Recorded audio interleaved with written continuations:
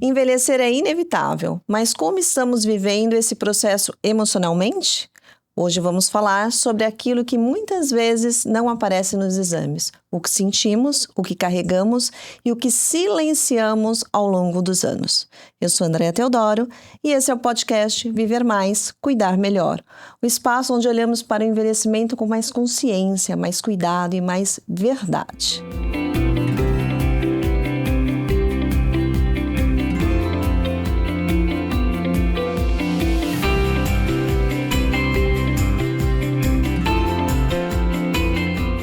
Para falar desse tema tão relevante, a saúde emocional na pessoa idosa, eu trouxe aqui hoje a doutora Solange. Muito prazer, doutora. Prazer é todo meu. Psicóloga clínica com mais de 15 anos de experiência, com forte atuação no cuidado e na saúde emocional da pessoa idosa, além de atender crianças, adolescentes e adultos por meio de terapia cognitivo-comportamental.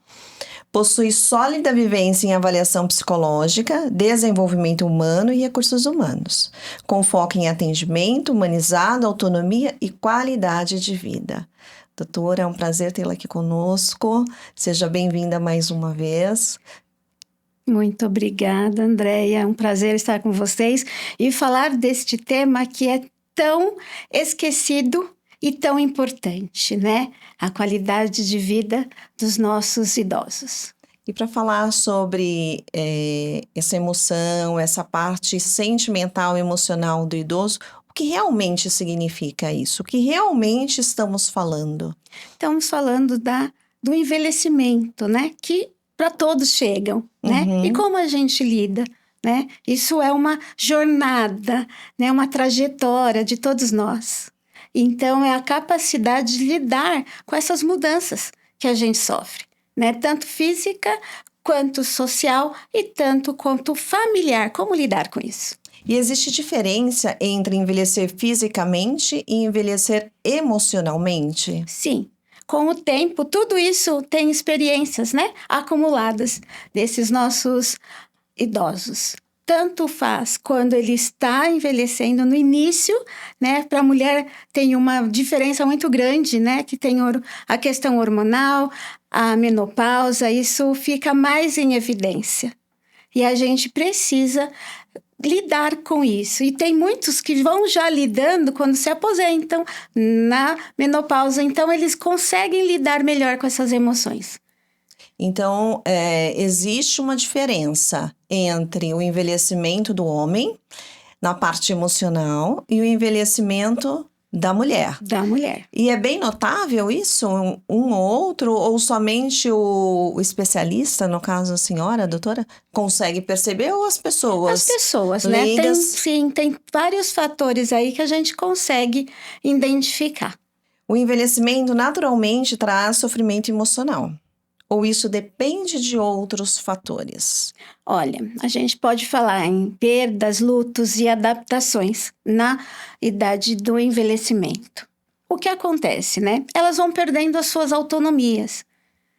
Elas vão percebendo que cada vez mais elas ficam invisíveis, não ficam aparentes. Então, a gente fala que existem os lutos, né? Sim. Quando se fala em luto, as pessoas pensam em pessoas. Para o envelhecimento e para o idoso, não são só apenas as pessoas, mas sim a sua rotina, a sua adaptação mesmo, que é esperado, porque sente dor.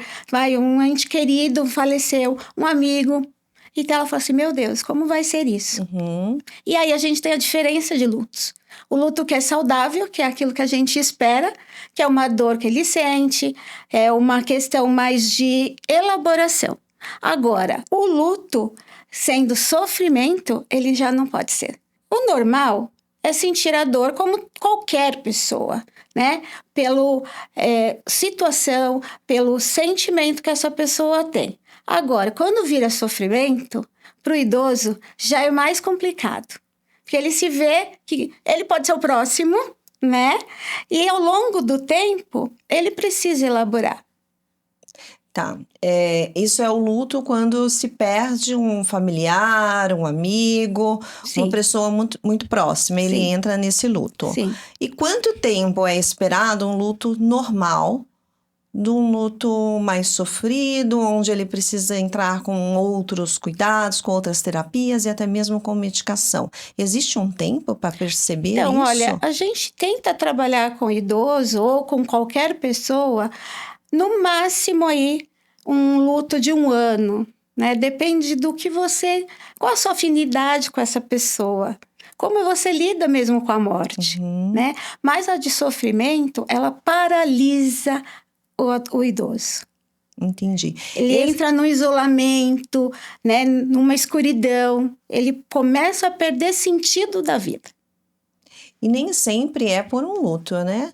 Muitas vezes por uma aposentadoria, Sim, é os uma filhos que pessoa. saíram de Sim, casa. a pessoa, né, que não se preparou para encarar uma aposentadoria, né? Muito ativa o tempo todo, de repente chega a aposentadoria, o que que eu vou fazer o meu dia todo? Então, é uma importância que a família esteja numa escuta, num respeito com esse idoso, para poder trazer uma qualidade de vida como ele era ativo. Ele não parou, ele só aposentou, mas ele tem uma longa vida pela frente. Ele ainda é capaz de aprender, desenvolver Sim, novas atividades, fazendo cursos diferentes, sim, ativando sim, essa mente, sim, criando uma outra disciplina. E aí isso diminui essa dor emocional, sim, e essa até doença uma emocional. questão até de depressão, né? Ela Uhum, evita a depressão. tá. Quais são os principais desafios emocionais que você observa hoje no idoso? Solidão, Uhum, né? Porque eu acho que é uma diferença estar sozinho e sentir que está sozinho, né? A solidão, ela é emocional. é a Então, solitude, seria? isso. Então, a gente tem que ter um cuidado maior, porque é um risco, né? Nessa fase das pessoas se entregarem para essa solidão. E a gente pode estar se baseando muito mais nesse ouvir, porque ele se sente, né? Vulnerável, imperceptível, Sim. né? E ele também se sente, muitas vezes, atrapalhando a vida Das dos outros. pessoas que estão ativas da Sim, família. E uma solitude que é por opção, sim, você ser só, são escolhas. Você escolhe ser sozinho, você entra numa solitude. Isso pode virar uma solidão, uma depressão, ele ter que entrar num tratamento antidepressivo, com medicações. Faz sentido sim, essa faz trajetória, essa sentido, né? linha? Embora que, assim, se a família, isso é um papel muito importante da família, né? Ter esse olhar, esse acolhimento, para que a gente possa evitar chegar numa depressão. Uhum. Porque existe a tristeza. A tristeza a gente tem que ter, são emoções que a gente vive. Mas a partir do momento que passou o período esperado de uma tristeza, a gente tem que procurar ajuda.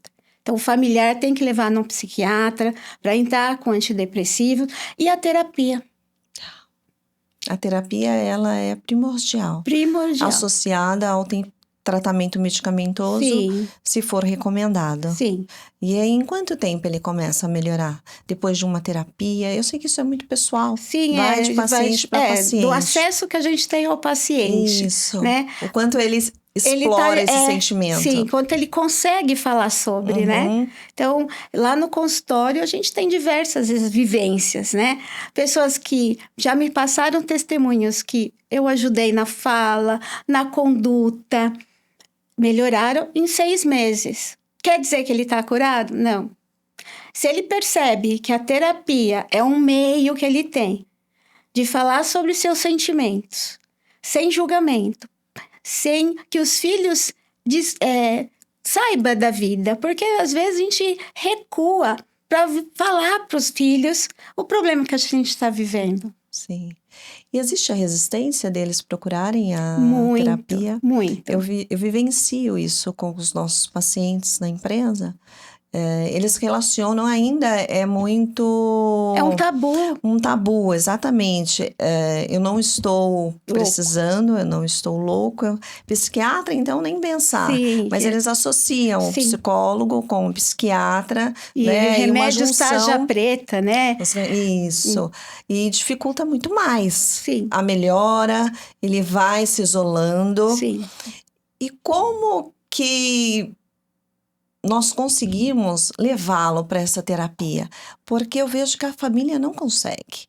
E nós, como profissionais da área da saúde, atuando na residência, também às vezes não conseguimos. A gente tem essas limitações. E tem alguma estratégia, alguma forma de falar com ele? Eu acho que também vire a chave, que é difícil. É muito difícil, né? Por isso que a gente não pode desconsiderar a família, amigos, né? O social que ele tem. Então, às vezes eu tenho paciente lá que fala assim, olha, minha filha, meus amigos que eu jogava futebol, hoje eu não vou mais, tênis, eu não vou mais.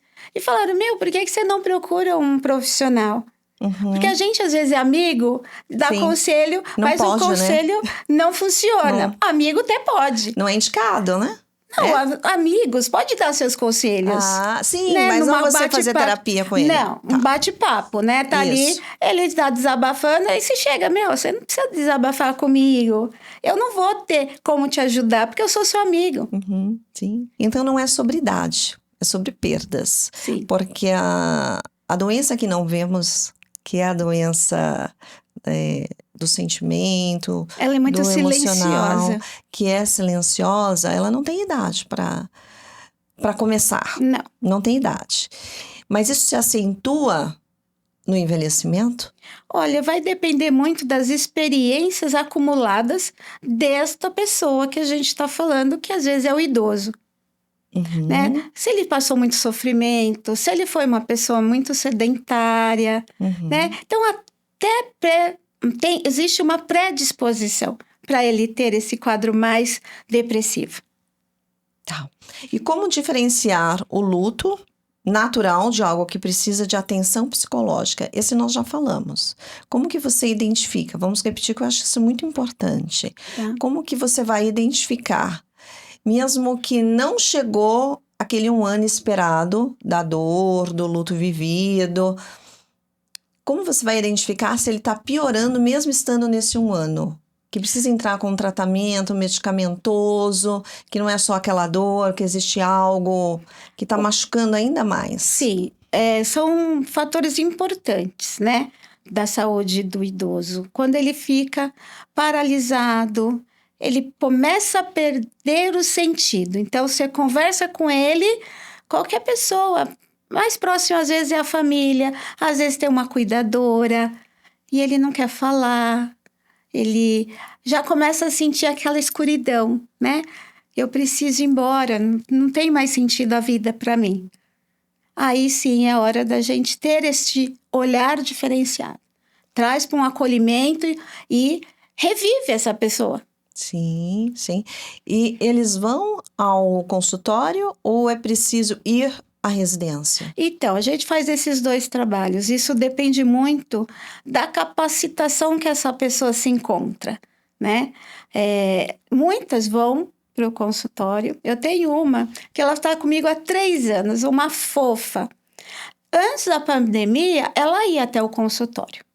Depois da pandemia, ela faz online. Então, a filha, como ela não tem coisas da tecnologia, não entende, a filha faz a chamada e aí passa para ela. Fica ali do lado, mas fica com os 2 foninhos de ouvido na paciente. Então, teoricamente, essa filha não escuta nada. Mas escuta o que ela fala. Escuta o que ela fala. E ela não se intimida por isso? Não se intimida, né? Porque ela não quer parar. E ela teve um quadro de depressão profunda, né? De estar com a medicação, mesmo no primeiro ano de tratamento. A medicação foi várias vezes trocada, porque não estava funcionando. E fazendo ela, ajustes. Né, fazendo os ajustes. Agora, ela está com a medicação com dose adequada a ela, com a medicação. E hoje ela faz com prazer a terapia. Quantos anos ela tem? 92. Olha. Se todos pudessem ter esse acesso e ter essa consciência, o quanto faz bem Sim, cuidar da parte emocional, sim, não só no envelhecimento, sim. mas E desde o quando, desde interessante, sempre. sim, e o interessante ainda, Andréia, é o sexo masculino. Lá no consultório nós temos um resultado, né? Como que eu posso dizer? Um apanhado, assim, né? Eu tenho a margem de padrão. Então, 88% da clínica dos pacientes são mulheres. Porque os homens também não gostam de procurar ajuda. Uhum. Mas eu Dizem acho que isso está aumentando que está um pouquinho. aumentando, né? Mas o próprio idoso acha que isso é uma fraqueza. Sim. Aí precisa ir na residência. E também tem os entraves, ele também Sim. não quer. Sim. E aí a família muitas vezes faz isso. Eles ligam, é nítido. Olha, eu tô percebendo que meu pai, minha mãe está assim. Eu tenho que falar para eles, principalmente parte financeira. Eles pagam para a gente não pode falar para o paciente idoso que é o valor X, porque ele acha que É muito caro. é muito caro, né? É dispendioso para os filhos fazer esse tipo de acolhimento, que para ele é importante.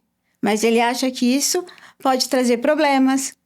Então, já tive casos, a gente ir até a casa da pessoa, como não fosse uma terapeuta, uma pessoa profissional, mas que queria ouvi-la. E aí a gente começa muito devagarzinho, falando qual é o meu papel lá. Uhum. E tinha uma senhora que eu atendia domiciliar, que ela não saía nem para a varanda de casa. E a gente vai fazendo como a gente trabalha, com a reprogramação do nosso comportamento. Então, é um trabalho meio que de enfrentar. Por que não vou até a lavanderia? Por que eu não ponho minha exposição? Eu sou o que eu sou, eu envelheci, mas e minha alma? Sim. Né? Não é só o físico, é sentir bem por dentro. Então, a gente faz esse trabalho de levar a pessoa para esse enfrentamento. E essa reprogramação Sim. que você me falou, seria uma desconstrução Sim. e uma construção de um uma novo nova comportamento. Sim, de um novo viver, um olhar diferente. Isso na pessoa idosa é mais trabalhoso. É. Porque é muito tempo para ela desconstruir. São muitas dores, emoções. Por isso que é muito diálogo com o profissional e A acesso ele, a família que apoia. E muitos assim, eu tinha um paciente que também perdeu a esposa, uma vida, né? Com a esposa, 40 e poucos anos. E ele perdeu o sentido, né? Ele queria que os filhos ficassem bem, mas para ele estava bom que ele já tinha conquistado. Quantos anos ele tinha? Ele estava com 72. Uhum. E aí a gente vai dando dicas, né? Olha, você não pode ficar parado. Você está bem de saúde, você anda, você fala muito bem, você tem muitas coisas preservadas que não pode desconsiderar. E nem sempre é sobre um novo relacionamento, é sobre Sim. estar bem. Estar Mesmo que bem. não ter um novo relacionamento seja opção. Sim. Mas você precisa estar bem. Sim, o importante ele está no social. Isso. E se sentir acolhido, ouvido, respeitado. Porque o isolamento, você não tem esse convívio social, Não você vai tem. se anulando cada vez mais, não vai se cuidando, a autoestima fica prejudicada. Sim, tudo A sua vai. saúde, né? Não só a saúde psicológica, mas é o Sim, que trabalha. biopsicossocial, Sim, né? que aí acaba indo para o físico. Isso. A pessoa não tem nada, mas o emocional levanta essa possibilidade física. Uhum. E muitas vezes o idoso ele está cercado, essa pessoa idosa está cercado de pessoas, sem falarmos do isolamento agora, mas muitas vezes ele está cercado de pessoas e mesmo assim se sente sozinho. E como atuar nesse modelo? É com a família primeiro? Continua sendo com ele? Não, a gente traz a família para conhecer o conteúdo desta pessoa, saber como foi a vida desta pessoa. E aí fazer primeiramente, é o resgate daquilo que ele gosta. Porque ele esquece das habilidades que ele tem ainda. E se ele esquecer? Como fazer lembrar? Aí é o apoio da família? É o apoio da família. E quais Às são... vezes a gente traz fotos, a família traz um conteúdo do que ele já viveu, né? A gente tem recursos na TCC para fazer essas recordações. Então, eu posso trazer fotos que façam bem para ele ressignificar. Sim.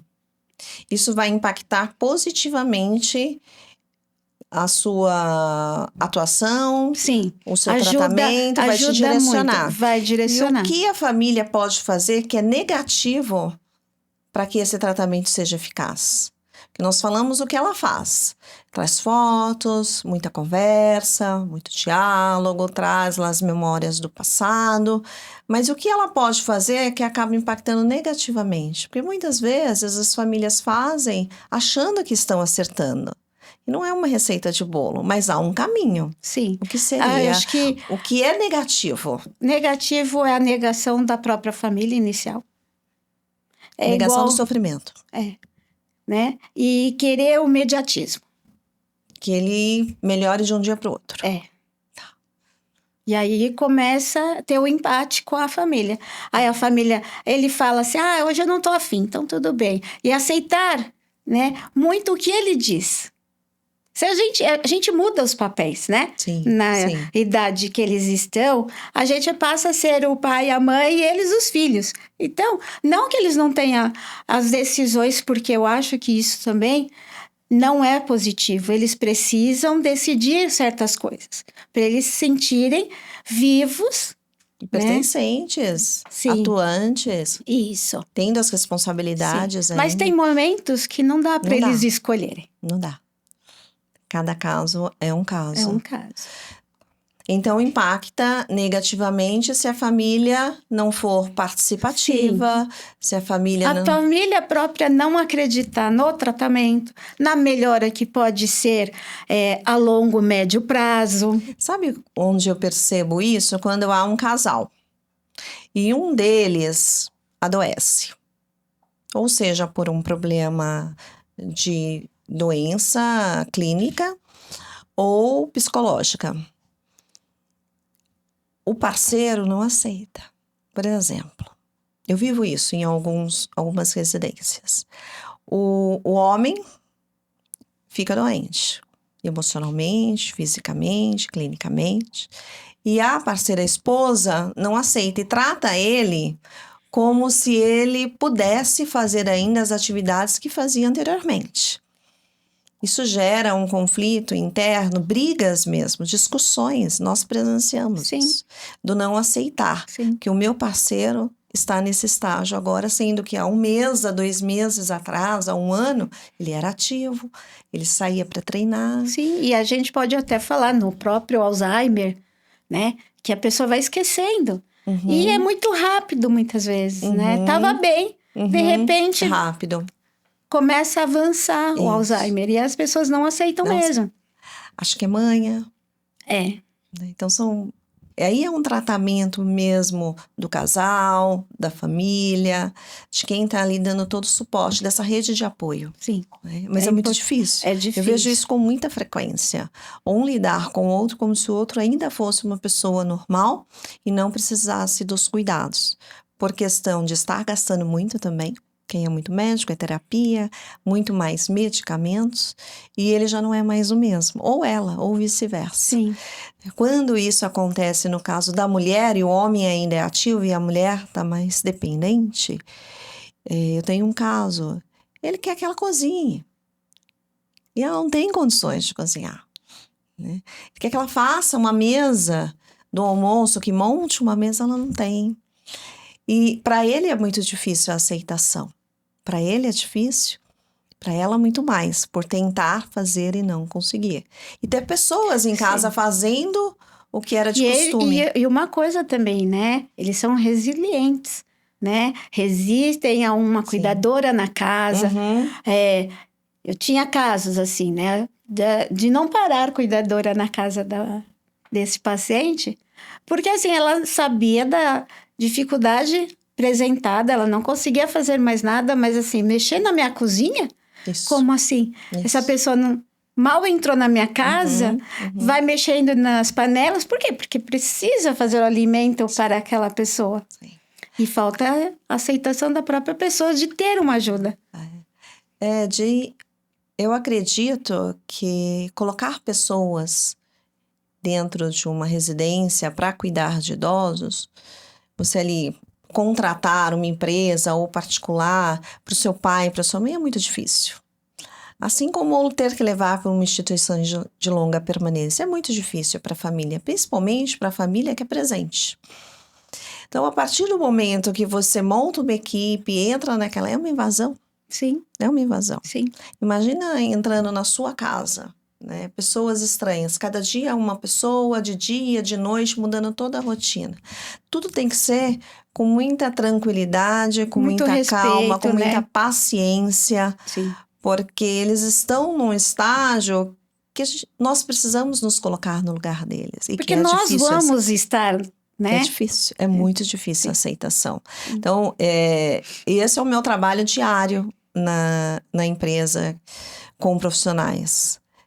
Montar uma equipe que seja no mesmo perfil daquele paciente, nem que escolher ser muito assertivo nessa equipe para que o impacto seja menor possível. E aí tem mesmo não será, mas que seja menor. Sim. Né? Que comecemos por poucas horas, por poucos dias, isso vai aumentando ao longo da necessidade. Mas nem sempre isso é possível. Muitas vezes precisamos entrar já com uma equipe 24 horas. Sim. Aí a aceitação é difícil. E ainda quando tem conflito familiar... Que um filho aceita, o outro não. Aí é que eu preciso... Um quer que leva para uma casa de repouso, de apoio, porque não, emocionalmente, tem filhos que não suportam. Tem. Né? Porque às vezes você tem que falar firme. E, meu Deus, eu falando firme com meu pai, brigando com meu pai, minha mãe, é conflitante.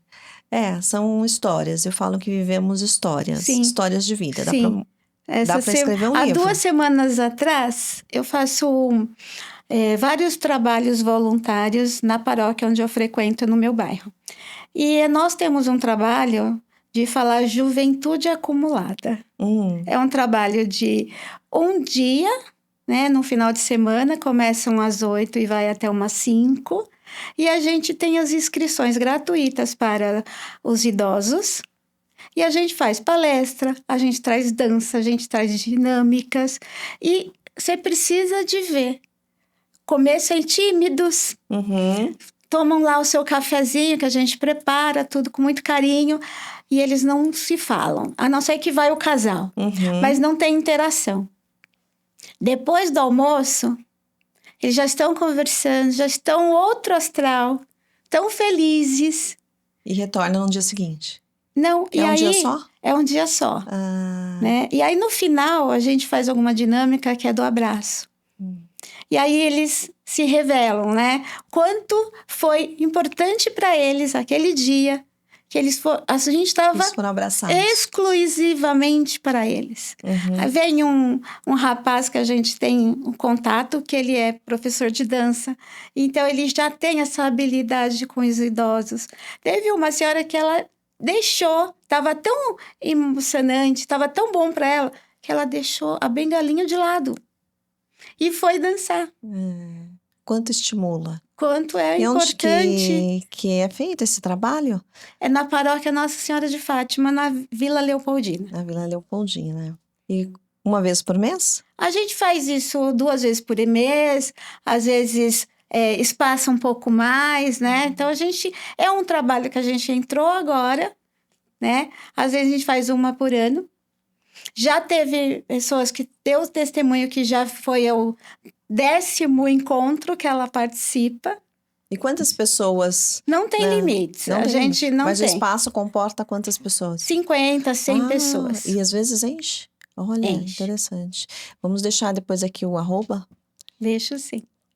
para que os nossos ouvintes, se fizer sentido, procurar. Sim, Né? Isso é muito motivador. sim. Saber que eu fico muito emocionada até saber que mais de 50 pessoas idosas se juntam para viver um dia diferente, um dia do abraço, um dia Sim. da dança, o quanto isso é prazeroso. Sim, e o quanto Para eles dá o e para quem retorno. faz, né? A gente fica muito feliz no final, que eles falam assim, vocês foram maravilhosos, muito obrigada por esse acolhimento, por essa dedicação de vocês. Querendo ou não, hoje os filhos estão produtivos por muito mais tempo, né? Envelhecemos, a nossa estimativa de vida aumentou muito. Muito, muito. E Com então... 60 anos lá atrás, já era idoso. Não, em 1900, tem dados estatísticos, em Sim. 1940, década de 40, a estimativa de vida era de 45 anos. 45 anos a pessoa morria. Né? Hoje está em torno de 76, 75. E aí a gente já vê, né? E tem os Sim, a gente vê até centenários. famosos, né? E pessoas que colocam ali no Instagram que estão fazendo 100 anos. Sim. Então, a gente está vendo que Temos mais muitos. pessoas estão chegando a 100 anos. Eu tenho uma paciente de 105 anos. Olha que belezinha. Lúcida, muito bem cuidada. E vemos que a população vai envelhecer muito, né? Daqui 20 anos teremos muito mais idosos. E precisamos estar preparados.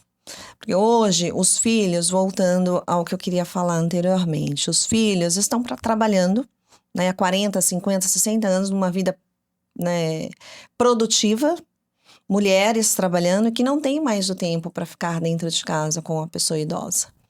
Por isso que elas se sentem mais tristes, mais isoladas, mais sozinhas. Tendo essas atividades na paróquia, num clube, que sempre tem, são várias que fazem hoje, o quanto é importante esse abraço, essa movimentação, essa socialização. Pessoas, né? Porque a família não é que ela não quer Sim. dar aquele abraço, é que às vezes não tem tempo. Não tem tempo. A vida é muito corrida. E tudo é para ontem. Sim. Eu sei que estamos fazendo errado, eu falo isso de mim. Meu pai vai escutar. A minha mãe gostou muito. Eu fiz questão desse ano ela vivenciar isso. Né? No começo ela queria ficar colada em mim. Eu falei, mãe, vai pro grupo, vai ter essa experiência. Veja se faz sentido. Isso, né? Aí quis voltar? Então, agora ela fala assim, quando tiver outro pode me chamar. Interessante. Como é importante a socialização. Sim, muito. E como o cuidador percebe esses sinais de sofrimento emocional? O cuidador, uma pessoa externa, que está lá cuidando dele no dia a dia, como ele percebe? Porque ele já entra conhecendo uma pessoa idosa mais triste, mais acanhada, e para ele aquilo é normal. A família talvez perceba que não faz parte da idade. Ele sempre foi assim. E como esse cuidador pode perceber a partir do momento que ele iniciou nessa residência? Quais são os primeiros sinais? Mesmo porque ele está isolado, ele está num cantinho, ele só fica no quarto, muita insistência para tomar banho, para comer, para sair, para assistir uma TV. Esses são os Qual é a virada? Os sinais. E o mais importante, que tem alterações constantes de desânimo, perda de sono e apetite. Desânimo, perda do sono e apetite. Perda do sono. O desânimo, tudo bem. Ele tá ali, quietinho. Aí ele ficou um pouquinho mais desanimado. A perda do sono. Eles dormem menos. Porque eles fazem pequenos cochilos durante o dia. Sim. Aí, o que poderíamos eliminar seriam esses pequenos cochilos, que aí ele passa a não dormir de dia e acordar mais vezes à noite, ou só dormir à noite. Qual é o sinal de alerta? Alerta é quando ele está mais tempo acordado noturno do que durante o dia.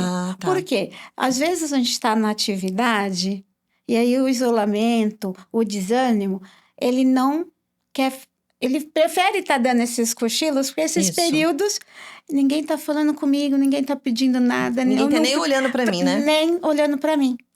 E à noite, teoricamente... Teria que dormir.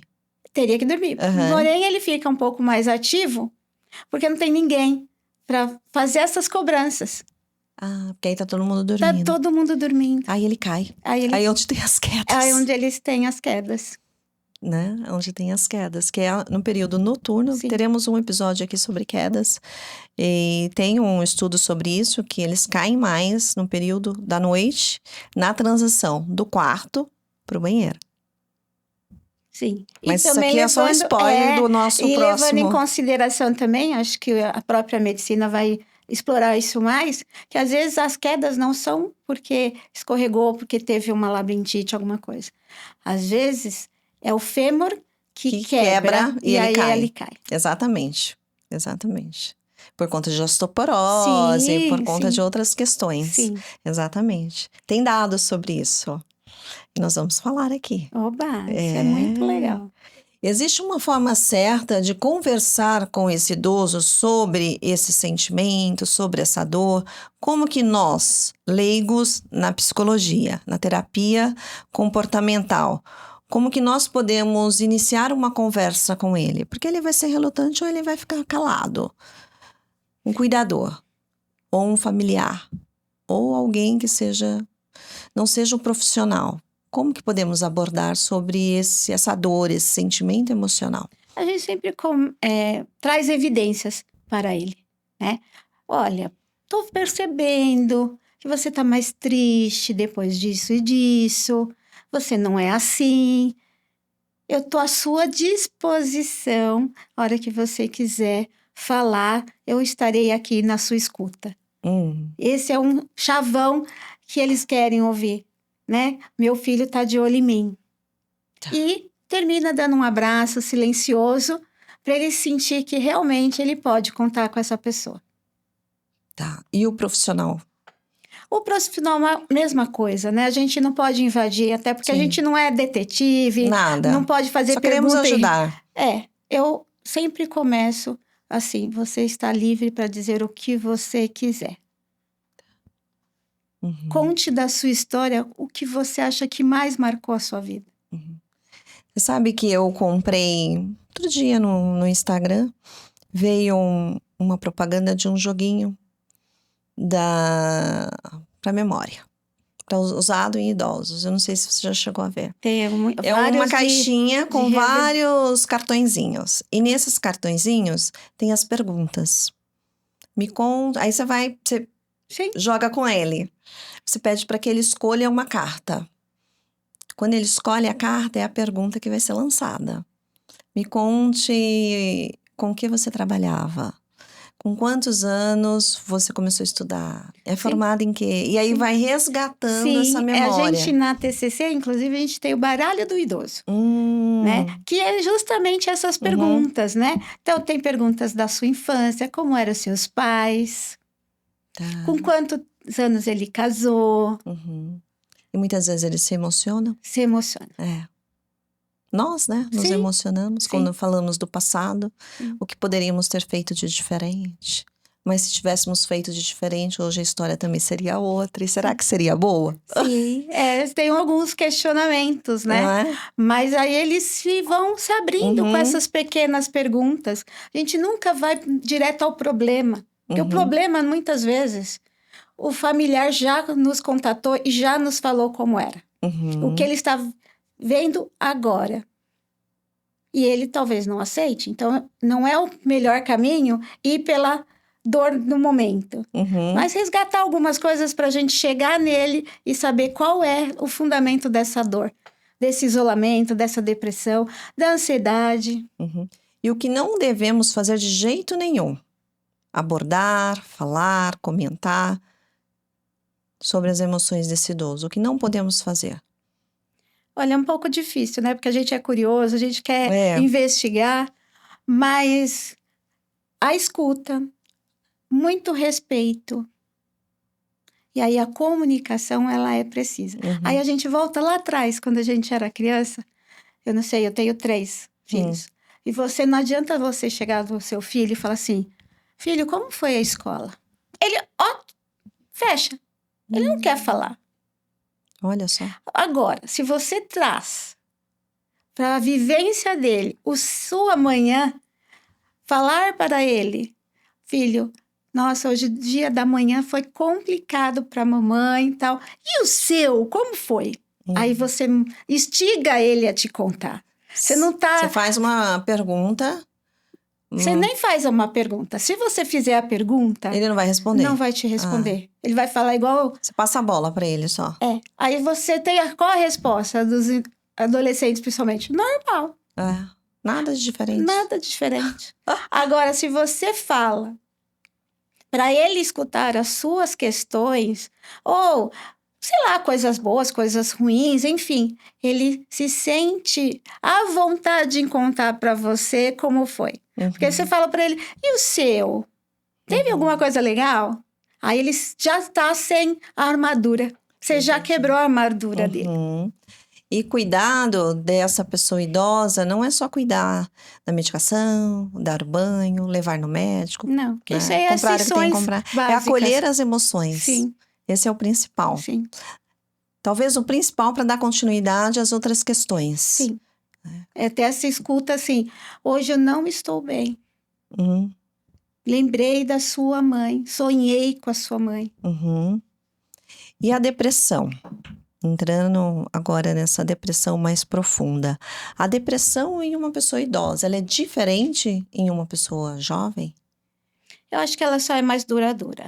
Eles sofrem mais. O idoso? O idoso. Sofre mais. Tá. E existe muito diagnóstico tardio nessa fase da vida. Mesmo sendo... Sim, porque assim, as pessoas infelizmente são negligentes. Elas olham o idoso como, isso faz parte da idade. E a negação, né? Sim. É o fator importante, que aí quando vai pesquisar, vai entender, talvez às vezes é tarde, ou às vezes a gente tem um trabalho maior para resgatar. Sim. E mudanças de comportamento que parecem ser da idade, muitas vezes essa mudança teve como um sinal de alerta, é um grito, né? Sim, de socorro. E as pessoas não percebem. A família não percebe, muitas vezes. Não, porque ela fica negando que aquilo está acontecendo. Ao invés de olhar aquilo e falar, vou correr. Vou pôr o meu pai numa atividade. Tem vários órgãos hoje, né? Instituições gratuitas que o idoso pode passar o dia, isso é muito legal. O idoso passa o dia, faz várias atividades e depois volta para casa para dormir. E tem até uma perua, né? Perua escolar, um transporte que leva e depois devolve em casa. É isso. Existe, eu li esses dias, as cidades que estão ganhando o selo, né, de melhor cidade no acompanhamento, no desenvolvimento dessa pessoa idosa. Então, esses centros de idoso, São Paulo não ganhou, acho que não ganhou ainda, mas tem várias cidades que tem uma trajetória, né? Um movimento para que esse selo, para que ganhe esse selo. Cidade reconhecida com o selo da idade. Tem um nome, eu me esqueci agora, mas eu li esses dias. Então, as cidades, né, o país, os estados, os municípios, todos os lugares estão tentando melhorar para que essas pessoas idosas sejam bem atendidas, tanto na parte biopsico e social. Então, é um movimento público que dá acesso a todas as pessoas. Isso é muito importante, muito legal, eu acho interessante. E hoje as pessoas vão chegando às suas idades, elas também são diferentes, né? Sim. Eu me lembro, a minha sogra morou um tempo com a gente e ela tinha pavor de pegar no controle remoto. Eles não tinham a mesma habilidade. Hoje, você vê os idosos na internet. Sim. Buscando eles são amigos, capazes, eles são capazes de aprender. Procurando amigos de anos. Mesmo que as netas, né, e netos são mais próximos, que eles ajudam. Isso é legal. E deixar os idosos vivenciarem o momento dos jovens, isso é importante. Isso é importante. Faz parte de um novo aprendizado. Sim. Porque antes era muito julgamento, eles se afastavam Sim. dos jovens. Hoje Sim. não. E os jovens também estão se Sim. aproximando. Sim. Isso é importante. E o que ajuda o idoso a envelhecer emocionalmente bem? Que ele não entre em depressão, que ele não entre em sofrimento, em solidão, em solitude. Eu Solitude acho se que ele isso optar. isso é um acúmulo de experiências mesmo. Não tem uma outra possibilidade, né? Então, nós todos estamos sujeitos a todas as doenças, Tá. né? Mas tem uns que vão ter a predisposição da depressão, outros não vão nem passar. E aí também aquela pessoa que nunca foi sedentária. A atividade física é muito A importante. atividade física, ler um jornal, fazer palavras cruzadas, Jogar né? xadrez. Jogar xadrez, Dama, dominó. tudo que você ativa. Eu já tô aprendendo xadrez. É muito Já tô difícil, fazendo um né? banco. Ah, mas já tô boa. Ai, que ótimo, isso é bom. Já tô ficando.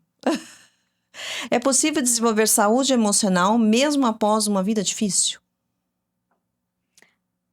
Isso também depende muito do que a pessoa quer da vida. Porque a gente pega pessoas que, infelizmente, a gente não avança muito. Precisa querer Precisa ficar bem. querer.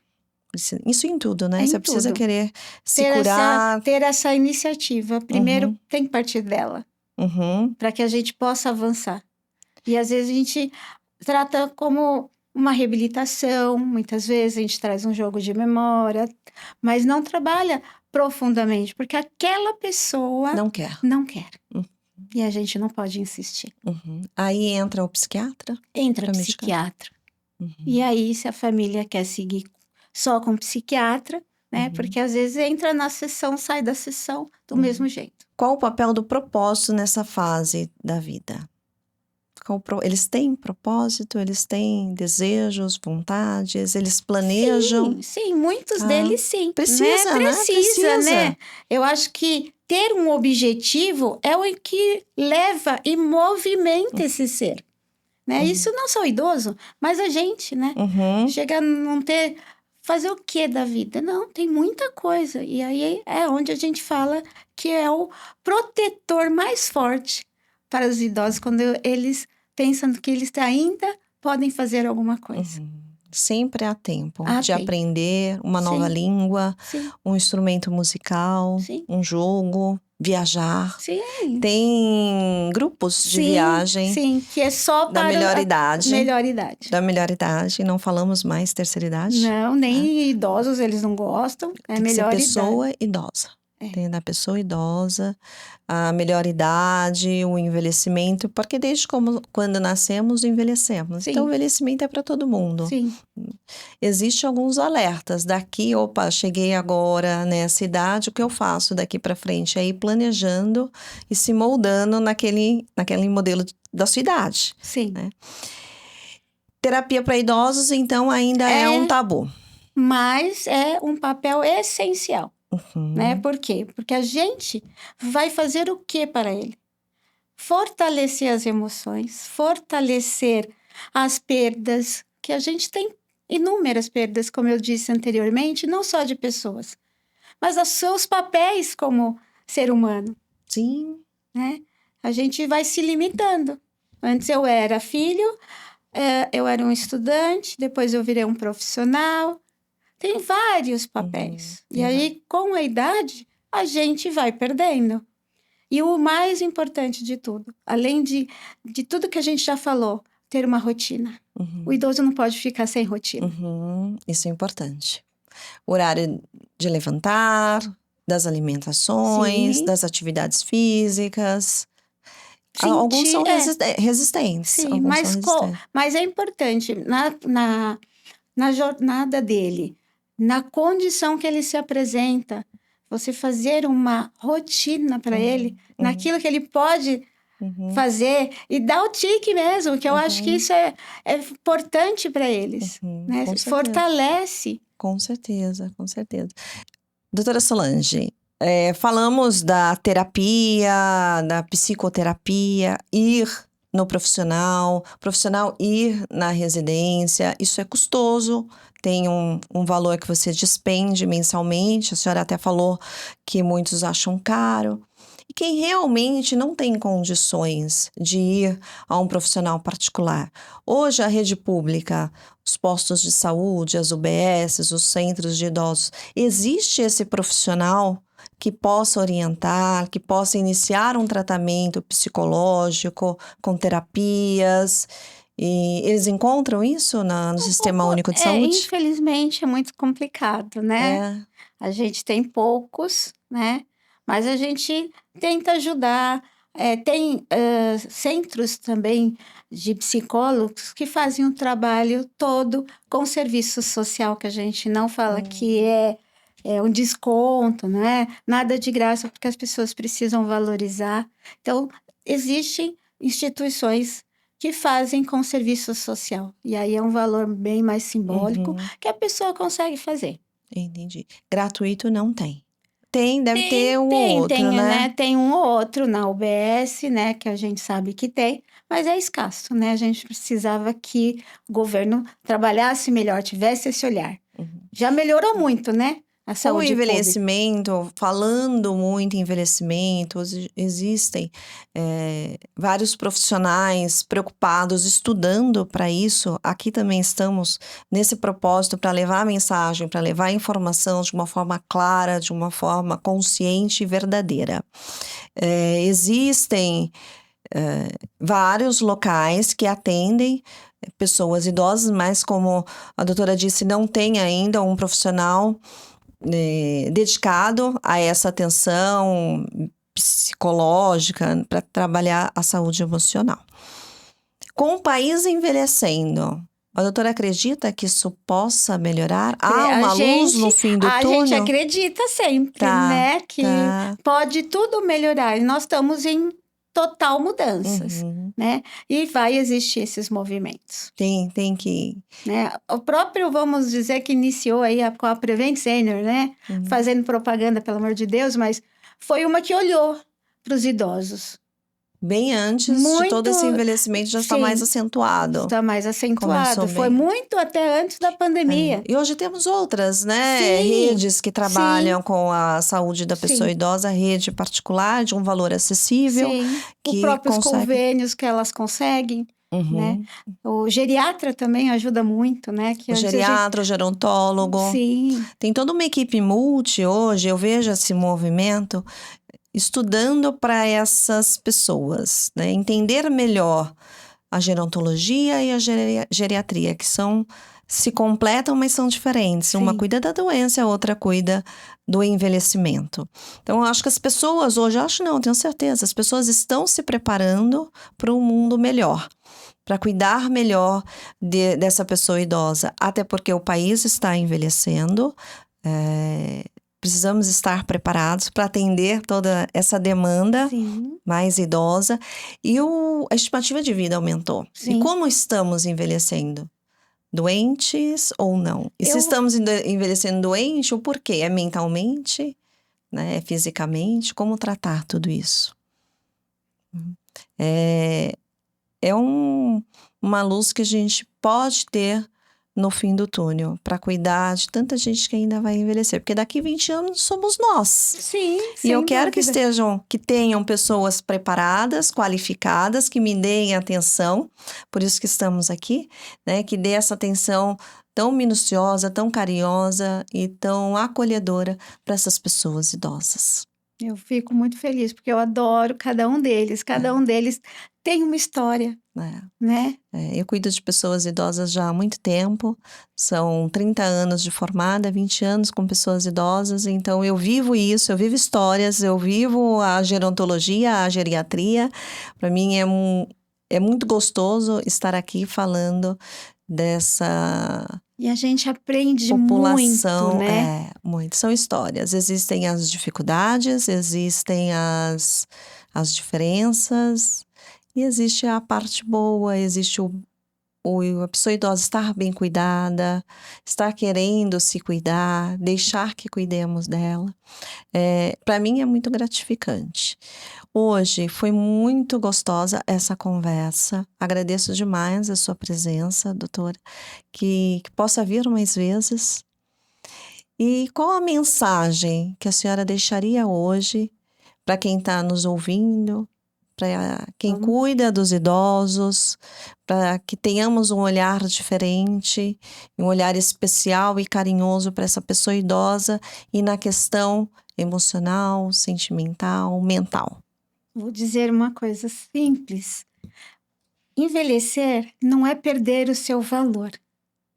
É atravessar esta fase com saúde, com sabedoria, com respeito e as pessoas respeitarem esses idosos. Eu costumo falar, muito obrigada. Eu costumo falar que envelhecer é natural. Sim. Todos nós vamos envelhecer. E aí temos a escolha de como a gente vai chegar nessa fase. E envelhecer sozinho é que é complicado. Sim. Temos, mesmo que não tenha família, não tenha ninguém, mas tem os profissionais que podem ajudar. Então, essa também é a minha mensagem. Muito obrigada. Obrigada, eu. Falamos muito sobre viver mais, mas hoje ficou claro que não basta viver mais, é preciso viver melhor e emocionalmente também. Cuidar da mente é cuidar da vida. Saúde emocional não tem idade, ela precisa de atenção, de cuidado e principalmente de escuta.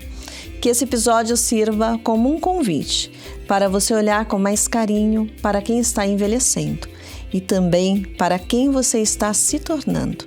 Doutora Solange, muito obrigada pela sua presença, pela sua sensibilidade e por trazer um tema tão necessário e de forma tão humana. E se esse episódio fez sentido para você, compartilha com alguém que também precisa ouvir isso. Acreditamos que cuidar vai muito além do físico, é sobre presença, respeito e conexão, porque viver mais só vale a pena quando se aprende a cuidar melhor. Até o próximo episódio do Viver Mais, Cuidar Melhor.